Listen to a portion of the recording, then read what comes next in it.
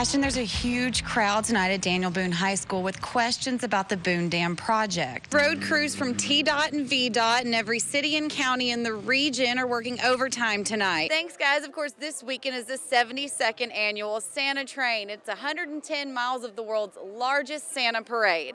And a lot of preparation goes into it. I'm here with Mark Hubbard of Food City. Another good tip is to not only hide your valuables, but the boxes of your valuables. Now let's say you bought a new laptop. Before you think about just tossing it outside on top of the rest of your trash, conceal it. That way, no one knows the laptop is in your home. Kingsport police have responded to 19 collisions and 11 stranded drivers just since this morning. We are officially underway, as you can probably see a little bit behind us. And Cody, talk to me about what we're doing right now. A lot of places choose to use the body cams.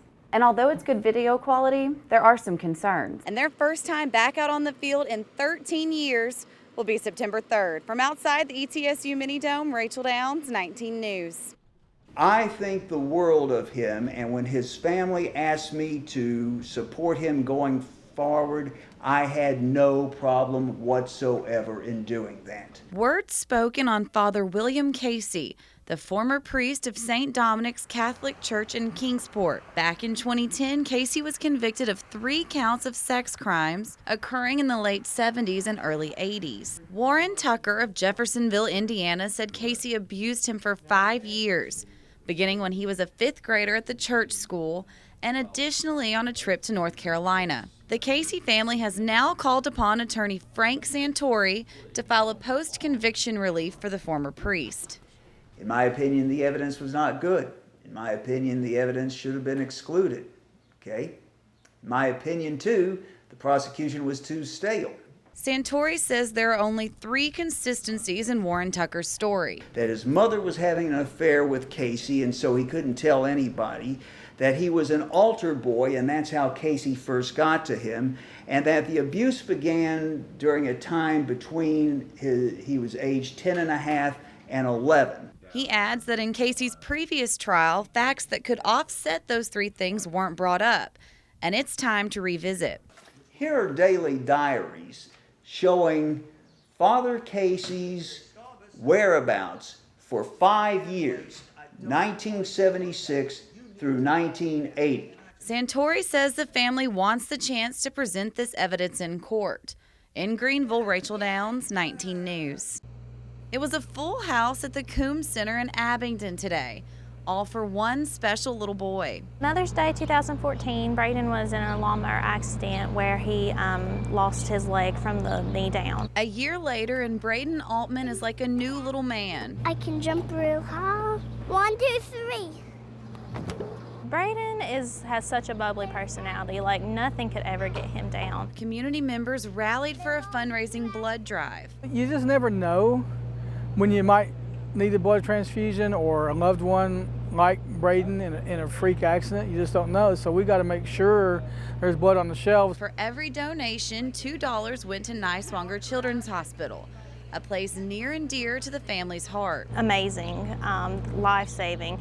Braden actually had to have a blood transfusion while we were in Niswonger, and of course it came from Blood Assurance, so just life-saving. So if they don't have blood, and if we give them blood, they'll be happy. The Abingdon Fire Department was there teaching fire safety, and Meade Tractor spoke on the do's and don'ts of lawn mowing.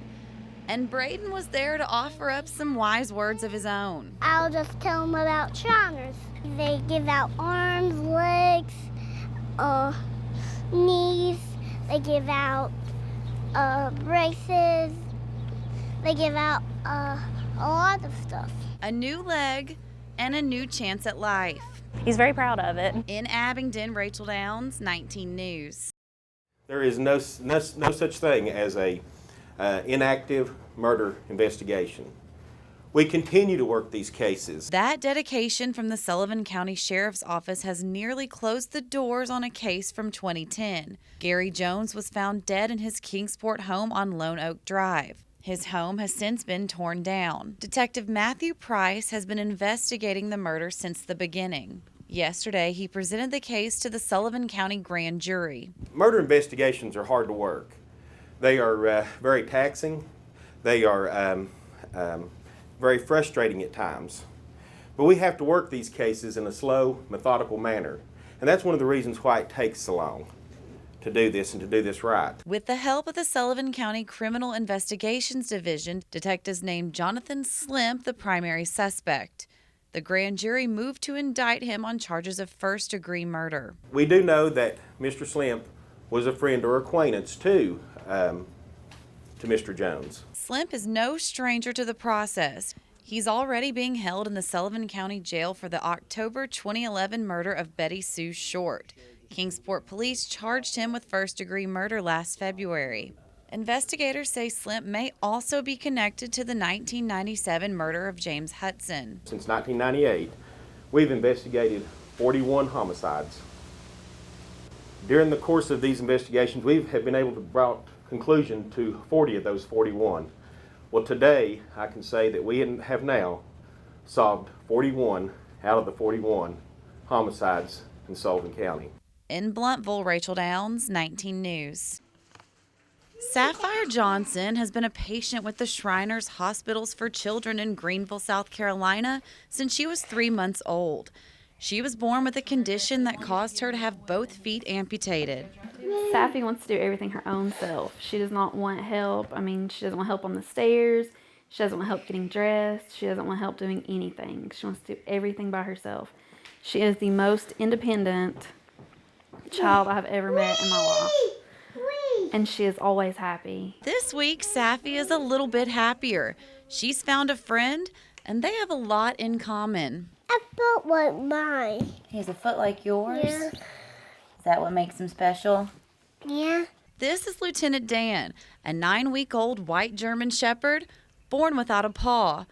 Lieutenant Dan's breeder wanted him to go to a special child, and at Sapphy's last trip to the Greenville Shriners Hospital, it was clear the two made a perfect pair. As parents, it's wonderful to see her be so happy and to realize that she has somebody that's like her to be with her. He's been really good for our whole family. We're all just in love with him. And just like Lieutenant Dan in the movie Forrest Gump, the puppy will be there to help Sapphy weather the storms of her young life. Everybody's different in their own way, and for her to have a puppy that's different like her is just awesome. In Greenville, Rachel Downs, 19 News.